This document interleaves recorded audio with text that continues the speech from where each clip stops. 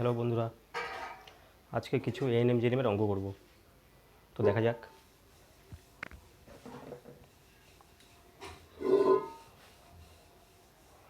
দেখো, একটা আমরা অনুপাত সমানুপাতের অঙ্ক করি। যেরকম আমাকে বলে দিয়েছে A/B 3:4, B/C সমান সমান 5:6 হচ্ছে বলে দেওয়া আছে। C/D সমান সমান 7:8 বলে দেওয়া আছে। তাহলে আমাকে বলেছে যে A/D বের করতে। কীভাবে বের করব? দেখো, এখানে আমাকে বলেছে এ আর ডি বের করবো। তাহলে মানে এ হচ্ছে উপরে আছে আর ডি হচ্ছে সবার লাস্টে আছে। তো বাকিগুলো তো আমার লাগছে না কাজে, বাকিগুলো কিন্তু কাজে লাগছে না আমার। তো কী করবো আমরা যদি প্রত্যেকটা অনুপাতকে গুণ করে দিই। দেখো, যেরকম করলাম A/B into B/C into C/D। তাহলে এই দিক থেকে বাদিকের অনুপাতগুলো সবগুলো আমরা গুণ করে দিলাম। তাহলে ডান দিকের অনুপাতগুলো যা আছে একইভাবে আমরা গুণ করে দেবো। কী আছে? 3/4 ইন্টু 5/6 ইন্টু 7/8। ও, এর অপশানগুলো হচ্ছে আমরা লিখে দিতে ভুলে গেছিলাম। যেরকম একটা বলা আছে 35:11, বি নাম্বারটা বলা আছে 64:55, সি নাম্বার বলা আছে 12:13, আর ডি বলা আছে 35:64 দেওয়া আছে। এই চারটা অপশান হচ্ছে দেওয়া আছে। আমরা কীভাবে বের করব? আমার এ আর ডি হচ্ছে দরকার। তাহলে এ আর ডি যদি দরকার, বাকিগুলো দরকার নেই। দেখো, কেটে দিই। তাহলে দেখো, কাটছে উপর নিচে, 3 দুগুণি 6, আর কিছু কাটছে, আর মতো কাটতে দেখছি না। তাহলে আমার কী থাকলো পরে? এ আর ডি সমান সমান কত? 5×7 35/8 দুগুণি 16, 4×16 64। তাহলে অনুপাতকেই আমরা আছে ডিভিশন হিসাবে লিখি ওইভাবে করে। তাহলে এ আর ডি কত? 35:64। এটা হচ্ছে আমার অ্যান্সার হবে। তাহলে আমার অ্যান্সার কোনটা হবে? অপশান ডি হবে।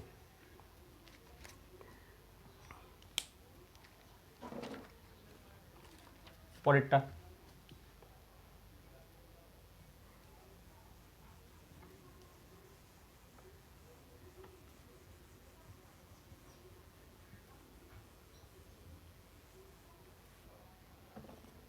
পরে কি বলছে?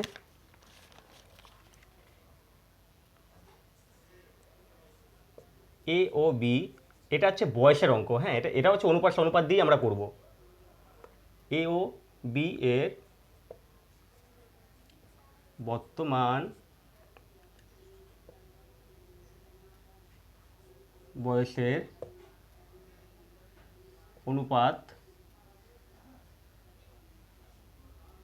3:11। এটা হচ্ছে দাঁড়ি। এবার 15 বছর পর তাদের বয়সের অনুপাত হবে 2:1। তাদের বর্তমান বয়সের অনুপাত, না, তাদের বর্তমান বয়স কত বলেছে? হ্যাঁ, সরি, তাদের বর্তমান বয়স কত? তাদের বলতে কি, এ আর বি এরই বোঝাচ্ছে। দেখো, সবার প্রথমে এটাকে দুটো নিয়মে আমরা করব। সবার প্রথমে আগে বেসিকভাবে করিনি, তারপর আমরা অনুপাত দিয়ে যেটা করতে হয় সেভাবে করব। দেখো, এ আর বি বর্তমান বয়সের অনুপাত কত আছে? 3:11। ও, চারটা অপশানগুলো লিখে নিই। কত আছে? 45 আর 15, আর বি নম্বরে দেওয়া আছে 21:7, সি নম্বরে দেওয়া আছে 30:10, আর ডি অপশানে দেওয়া আছে 60:20। এগুলো সব প্রত্যেকটা বছর। হ্যাঁ, তো দেখো, সবার প্রথমে বেসিকভাবে করি। এ আর বির বর্তমান বয়সের অনুপাত কত? 3/11। এবার হচ্ছে 15 বছর পর তাদের বয়সের অনুপাত হবে এত। তাহলে আমি বয়স তো কত বর্তমান বয়স জানি না, এটা অনুপাতটা জানি। তা আমরা হচ্ছে বয়সটাকে মানে অনুপাতটাকে হচ্ছে বয়স হচ্ছে বাড়ানোর জন্য কী করবো, এক্স দিয়ে মাল্টিপল করে দেবো। 3x বছর এর, আর বি হচ্ছে 11x বছর। এবার 15 বছর পরে যাবো, এটা কিন্তু বর্তমান বয়স। কি বলছে, এ আর বির বর্তমান বয়সের অনুপাত। তো বয়সের অনুপাত তো আমরা জানলে হবে না, বর্তমান বয়স হচ্ছে জানতে হবে আমাদের। তাহলে বর্তমান বয়স কি, 3x আছে একটা, একটা 11x এগুলো। এবার 15 বছর পরে যেতে বলছে আমাদের। 15 বছর পর তাহলে তাদের বয়সের অনুপাত কত হবে বলেছে, 2:1। এবার আমরা কোনাকুনি গুণ করবো, দেখো কি হবে, 11x প্লাস 15 দুগুণে 30, 3x প্লাস 15। তাহলে দেখো 11 থেকে 3 যদি চলে যায় কত, 8x হবে 11 থেকে। আর এটা কিছু আমি ভুল করলাম না তো, 2:1ই আছে।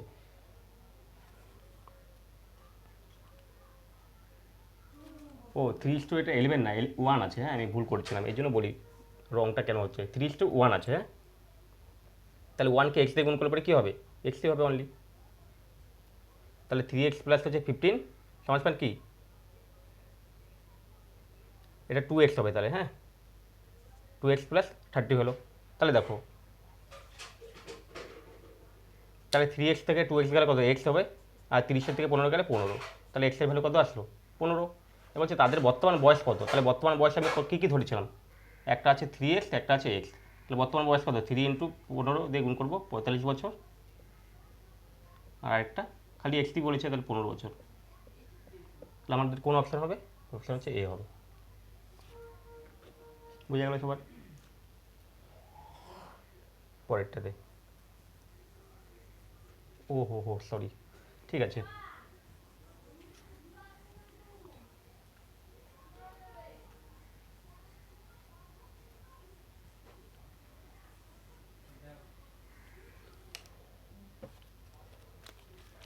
এবার বলেছে কি দেখো, 3 নম্বর করবো আমরা। বলছে 6 জন লোক বা 12 জন, এটা হচ্ছে সময় ও কার্যের চ্যাপ্টারের অঙ্ক।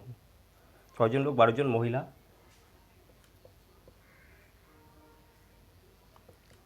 একটি কাজ 20 দিনে করতে পারে। হলো তো কত দিনে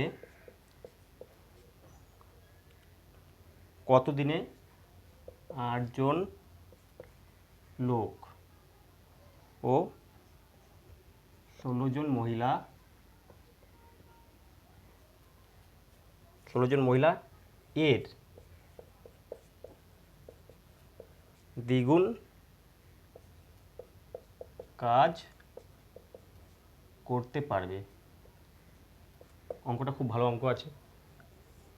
এ নম্বর অপশানে দেওয়া আছে 2, বি নম্বরে দেওয়া আছে 5,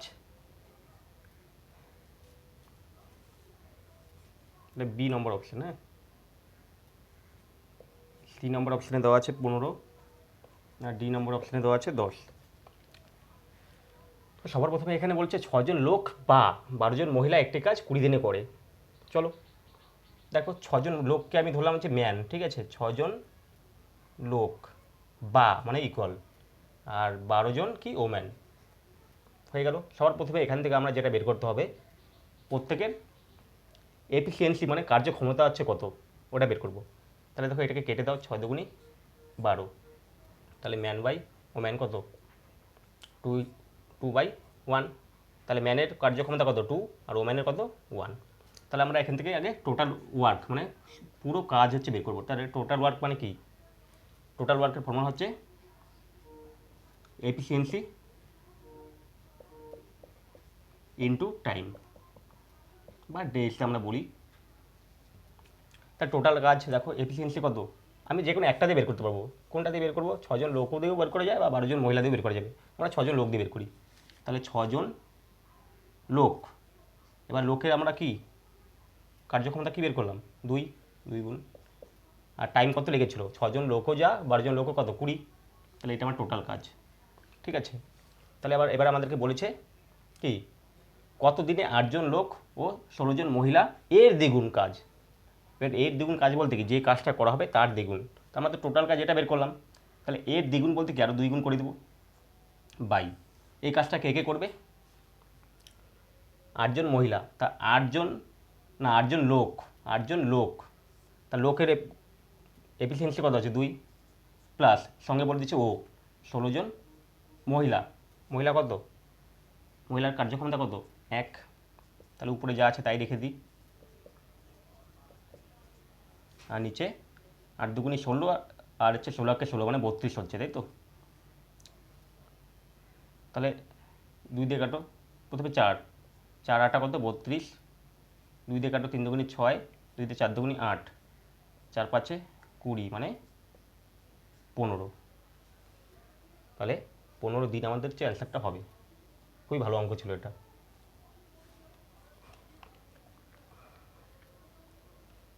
পরেরটাতে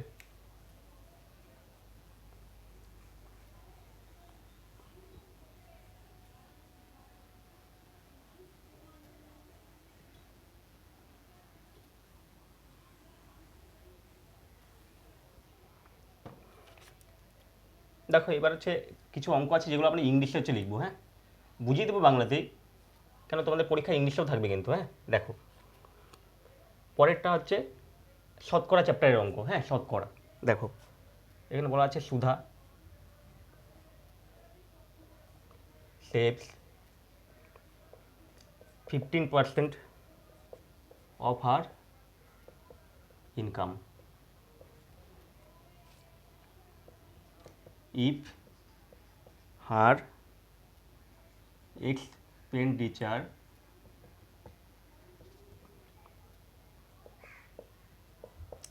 increases by 20% and saving increase by 60%, then by what percent has her income increased, এটা বলেছে। তো আমাদের অপশনগুলো কী কী দেওয়া আছে, এ নম্বর বলা আছে 26% হচ্ছে বলা আছে, বি নম্বরে বলা আছে 35% বলা আছে, सी নম্বরে বলা আছে 24% হচ্ছে বলা আছে, और डी नंबर में क्या बोला 30% बोल दिया। ठीक है, देखिए यहाँ पर बोले है क्या, यहाँ पर क्या बोला देखिए, सुधा सेव्स 50% ऑफ हर इनकम। ठीक है, तो सुधा ने सेव किया कितना, उसका इनकम का कितना 15% सेव किया। अभी अब आप क्या बोला, उसका जो इनकम से जो एक्सपेंडिचर होता है वो तो कुछ होता था पहले।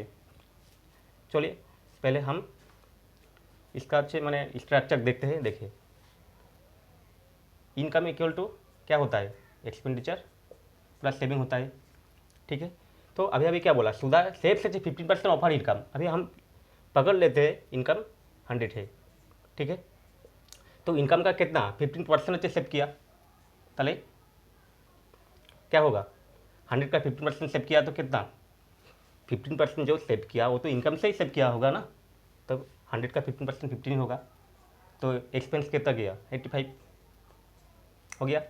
अभी देखिए आप क्या बोला, उसका जो if her expenditure increases by 20%, अभी जो उसका एक्सपेंडिचर पहले था और भी 20% ज़्यादा हो गया, तो कितना 85 का 20% कितना हो जाएगा बोलिए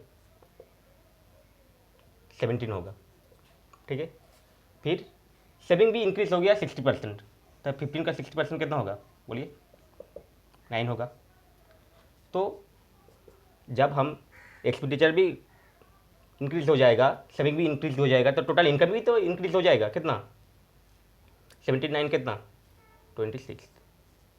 ठीक है, তো দেখো এখন বলেছে ইনকাম হচ্ছে কত হচ্ছে ইনক্রিজ হয়েছে, মানে শতকরাতে বলেছে ইনকাম क्या बोला পার্সেন্টেজ में कितना इंक्रीज हुआ। তো দেখে ইনকাম হচ্ছে প্রথমে আমার কত ছিল 100 ছিল, এখন হচ্ছে কত বেরলো আরও অতিরিক্ত 26, তো কততে বাড়লো 100তে বাড়লো। আর শতকরা করার জন্য আমরা কী করি 100 দ্বিগুণ করি পার্সেন্টেজ, 100 কেটে গেলো মানে কত 26% হয়ে গেল। बुझा गया? सब कुछ समझ में आया? बोलिए। एकदम बढ़िया वाला मैथ्स था ये। ठीक है, चलिए।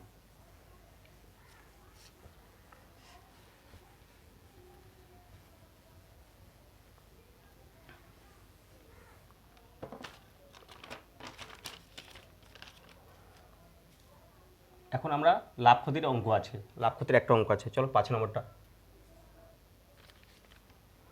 देखिए। A man bought an article and sold at gain of 10%। ঠিক আছে, দাঁড়িয়ে দেওয়ার পর if he had bought the article at 20% less and sold it for rupees 11,000 more, he would have made a profit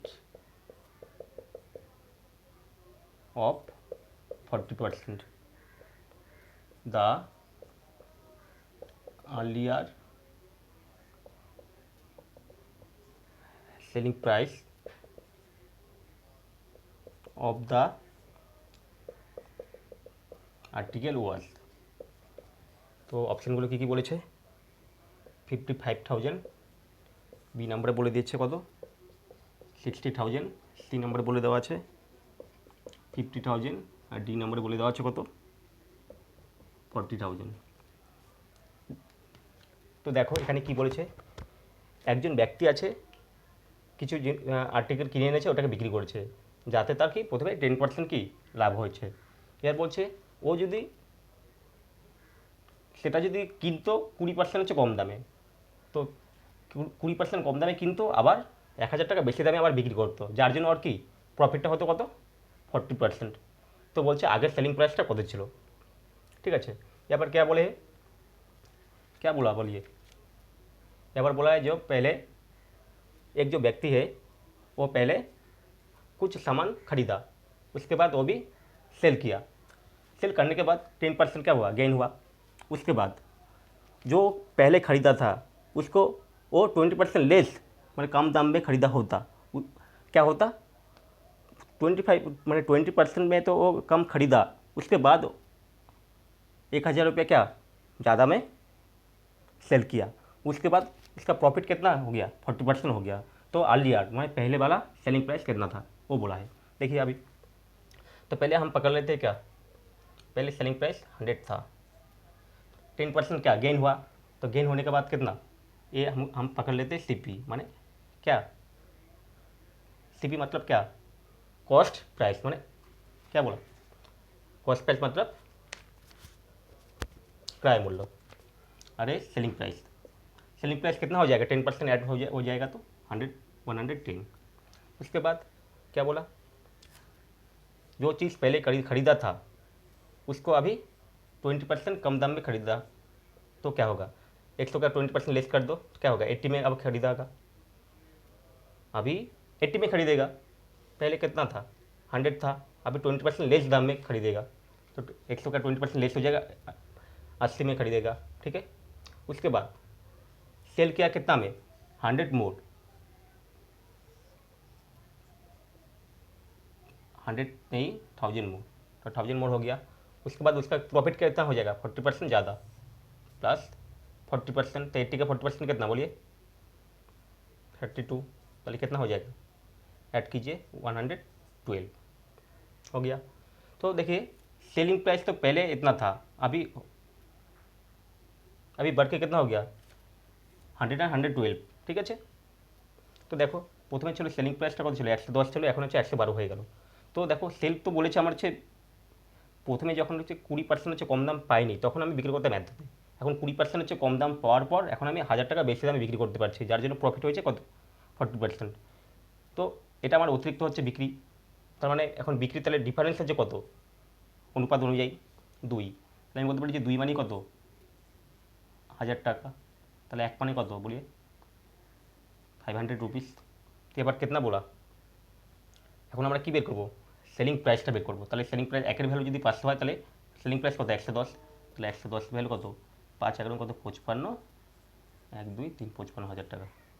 तो इसका 55,000, 55,000 आंसर हो जाएगा। ठीक है।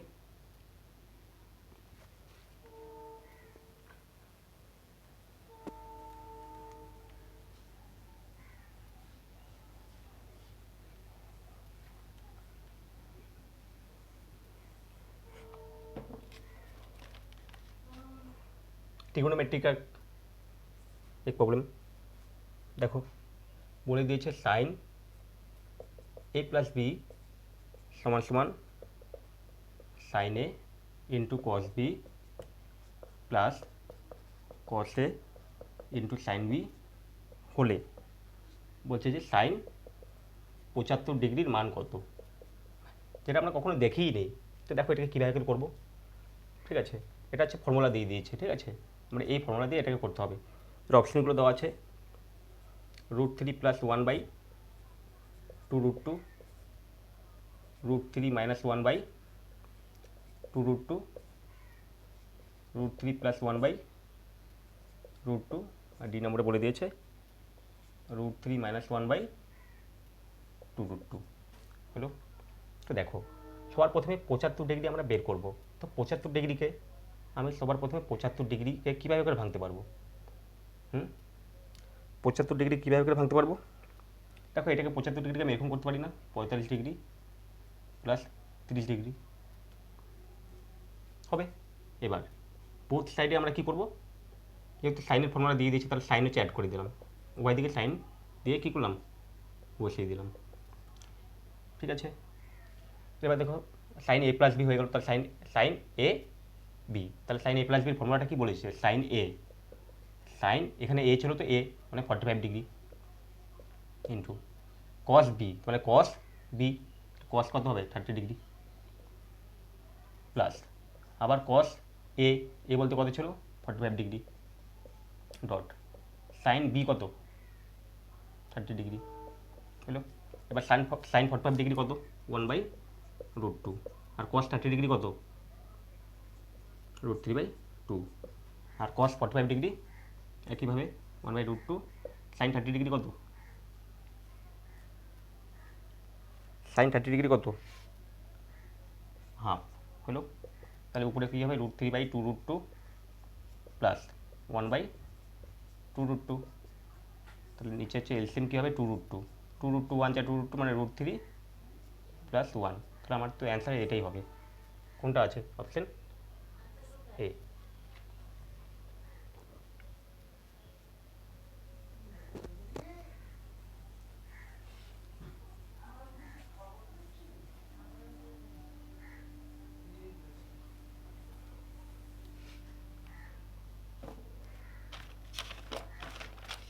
দেখো একটা অঙ্ক আছে, চলো এটা বলছে একটি মনুমেন্টের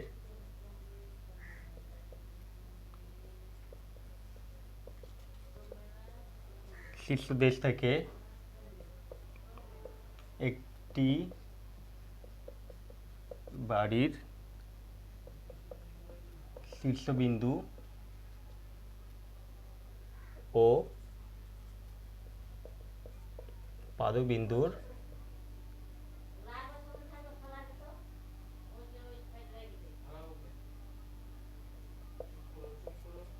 অবনতি কোণ যথাক্রমে 30 ডিগ্রি ও 60 ডিগ্রি। এবার মনুমেন্ট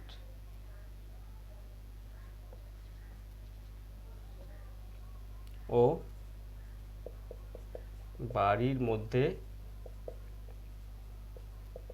দূরত্ব 60√3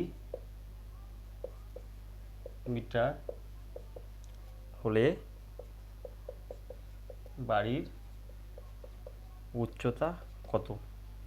অ্যান্সারগুলো দেওয়া আছে 120 মিটার, বি নাম্বার বলে দেওয়া আছে 100 মিটার, সি নাম্বার বলে দেওয়া আছে 80 মিটার, আর ডি নাম্বার বলে দেওয়া আছে কত 120, 140 মিটার বলে দেওয়া আছে। ঠিক আছে, তো দেখো সবার প্রথমে আমি একটা ফর্মুলা দিচ্ছি, এটা খুব দরকার পড়বে আমাদের অঙ্ক করার সময়। এটা হচ্ছে একটা সমকোণী ত্রিভুজ, যার একটা তো 90 ডিগ্রি থাকবে, একটা 30 ডিগ্রি, একটা 60 ডিগ্রি। এবার সাইটের সামনে সবসময় থাকে √3, এটা হচ্ছে অনুপাত ভ্যালুটা। হ্যাঁ, 30-এর সামনে থাকে সবসময় 1, আর 90-র উল্টো দিকে থাকে 2। সাইটের উল্টো দিকে √3, 30-এর উল্টো দিকে 1, 90-র উল্টো দিকে 2। একটা আমরা মনুমেন্ট আঁকলাম, একটা মনুমেন্ট এটা হয়ে গেল। এবার মনুমেন্টের শীর্ষদেশ থেকে একটি বাড়ির শীর্ষবিন্দু দেখলে এটা একটা বাড়ি, তাহলে মনুমেন্টের এখানে আমার চোখটা আছে। এবার এখান থেকে আমি দেখছি যে বাড়ির একটা শীর্ষবিন্দু, ঠিক আছে, বাড়ির শীর্ষবিন্দু দেখছি। এবার দেখি আরেকটা কনসেপ্ট হচ্ছে, বলেছি দুটা প্যারালাল লাইনের মধ্যে দিয়ে যদি একটা ট্রান্সভার্সাল লাইন থাকে, তাহলে এই কোণটা যা হবে তার উল্টো দিকের কোণটাও তাই হবে। ঠিক আছে, তো দেখো একটি মনুমেন্টের শীর্ষদেশ থেকে একটি বাড়ির শীর্ষবিন্দু ও পাদবিন্দুর অবনতি কোণ যথাক্রমে 30 ডিগ্রি 60 ডিগ্রি। তাহলে একটি বাড়ির মনুমেন্ট, এটা মনুমেন্টের কি, একটি মনুমেন্টের শীর্ষদেশ থেকে একটি বাড়ির কি শীর্ষবিন্দু দেখবো, মানে এখান থেকে দেখবো আমার চোখ, তাহলে কত ডিগ্রি বলেছে 30 ডিগ্রি। ঠিক আছে, তাহলে এই যে দুটো দাগ আমি দেখতে পাচ্ছি এরকম আর এরকম করে আছে, তাহলে এটা 30 ডিগ্রি হলে পরে তাহলে এটা কত হবে 30 ডিগ্রি হবে, তাহলে এই জায়গাটা আমার কত 30 ডিগ্রি হবে, হয়ে গেল। এবার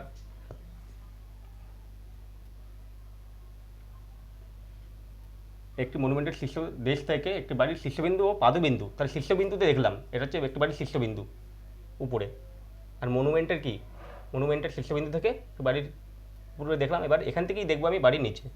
ঠিক আছে, এবার কত অ্যাঙ্গেলটা হবে পুরোটা আমি কিন্তু দেখছি এখান থেকেই কত হবে 60 ডিগ্রি হবে। এবার একইভাবে করে এরকমভাবে দুটো লাইন এরকম পুরোটা কত দেখাচ্ছে 60 ডিগ্রি, কেন এই যে দেখো, তার মানে এটাও কত হবে 60 ডিগ্রি হবে, তাহলে এটাও আমাদের কী হবে 60 ডিগ্রি হবে, হয়ে গেল। এবার কি বলছে, মনুমেন্ট ও বাড়ির মধ্যে দূরত্ব, মনুমেন্ট ও বাড়ির মধ্যে দূরত্ব কত বলে দিয়েছে 60√3 মিটার দিয়ে দেওয়া আছে। এবার বলছে যে বাড়ির উচ্চতা কত। ঠিক আছে, সবার প্রথমে দেখো, সবার প্রথমে আমরা এই ত্রিভুজটাকে ধরে করব। ঠিক আছে, তাহলে দেখো এই ত্রিভুজটাকে ধরে যদি করি এরকম, এটা তো আমরা জানি 90 ডিগ্রি। ঠিক আছে, আর এটা 60 ডিগ্রি, আর এটা 30 ডিগ্রি, আর এটা কত দেওয়া আছে 60√3 মিটার। তো দেখো 30-এর উল্টো দিকে কত দেওয়া আছে 60√3, তাহলে 30-এর উল্টো দিকে আমরা কী জানি অনুপাত 1, তার মানে 1 মানে আমি বলতে পারি যে কি 60√3। তাহলে আমরা এখন হচ্ছে মনুমেন্টের উচ্চতাটা বের করবো। তাহলে 60-এর উল্টো দিকে কত থাকে 60-এর উল্টো দিকে √3, তাহলে √3 ভ্যালুটা কত হবে 60√3 ইন্টু √3, মানে কত 3×6 180। তাহলে এখান থেকে এত পর্যন্ত কত বের হয়ে গেল 180 মিটার, হয়ে গেল।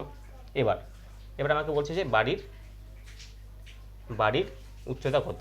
এবার দেখো বাড়ির উচ্চতা তো এভাবে এমনি বের করতে পারবো না, আমি যদি এখান থেকে এত পর্যন্ত যদি ভ্যালুটা বের করতে পারি, তাহলে টোটালটা থেকে যদি এতটুকু বাদ দিয়ে দিই তাহলে এই মাপটা পেয়ে যাব, কারণ এর মাপটা যা হবে এর মাপটাও তাই হবে। চলো আমরা এখন এই ত্রিভুজটাকে ধরে করব। দেখো এটাও 90 ডিগ্রি হবে, তো এটা যদি 90 ডিগ্রি হয়, এটা 30 ডিগ্রি হয়, তাহলে এটা কত 60 ডিগ্রি হতে হবে, হয়ে গেল। এবার দেখো এখানে যে 60√3 ছিল, এটা যদি 60√3 হয় তাহলে উপরেটাও 60√3 হবে, তার মানে এখান থেকে এই পর্যন্ত ভ্যালুটা মাপটা কী হবে 60√3, হয়ে গেল। এবার 60-এর উল্টো দিকে কত 60√3, তাহলে 60-এর উল্টো দিকে কত থাকে √3, তার মানে √3 ভ্যালুটা কত 60√3। 30-এর উল্টো দিকে কত 1, তাহলে √3 ভ্যালু যদি 60√3 থাকে তাহলে 1 মানে কত 60√3-কে √3 ভাগ করলে কত 60 মিটার, হয়ে গেল। তাহলে 30-এর উল্টো দিকে কত 60, 30-এর উল্টো দিকে 60 মানে এখান থেকে এই পর্যন্ত ভ্যালুটা কত 60 মিটার হয়ে গেল। তাহলে টোটাল ছিল আমার কত, টোটাল ছিল কত পুরোটা 180। 180 থেকে যদি আমি এতটুকু বাদ দিই তাহলে হচ্ছে এতটুকু মাপটা পেয়ে যাবো, কারণ এর ভ্যালুটাও যা এর ভ্যালুটাও তাই। 60 মিটার যদি বাদ দিয়ে দিই কত হবে? 180 থেকে যদি 60 চলে যায় কত? 120 মিটার। এটা হচ্ছে অপশানটা। আশা করি বোঝা যাবে, যদি না বোঝা যাবে কমেন্ট করবেন, ঠিক আছে? এরপরে আরও অনেক অঙ্ক হবে, ঠিক আছে?